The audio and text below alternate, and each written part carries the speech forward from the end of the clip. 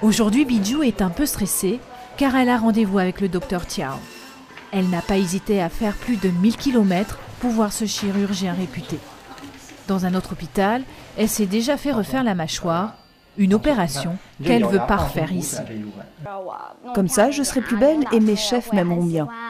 Comme Bijou, plusieurs centaines de milliers de Chinois ont recours chaque année à la chirurgie esthétique. En 2009, plus de 3 millions d'opérations se sont déroulées dans le pays.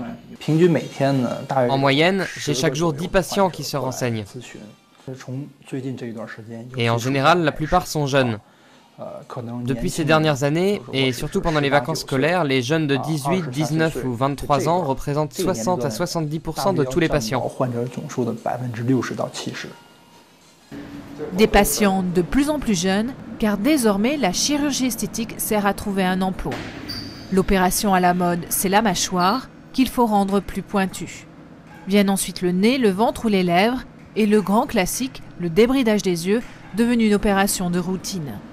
Zoran Swen, lui, passe au laser pour ses cicatrices d'acné, une chirurgie qui n'a rien de spectaculaire, mais qui reste indispensable. Ce phénomène est évident dans certains secteurs. Par exemple, en Chine, quand on envoie un CV, il faut joindre une photo. Une photo doit être sur le CV. Le prix d'une opération esthétique est variable.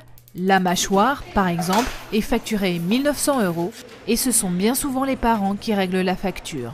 Il y a une raison culturelle. Les Chinois jugent les gens par leur apparence physique. C'est important. Comme on dit, le Bouddha a besoin d'être embelli et les gens ont besoin de porter de beaux vêtements. Auparavant, il fallait être bien habillé. Maintenant, on a les moyens de se rendre plus beau. Un phénomène culturel qui représente un beau pactole, plus d'1,5 milliard d'euros par an, de quoi attirer les charlatans et les escrocs. Le nombre d'accidents de chirurgie esthétique serait plus de 20 000 par an.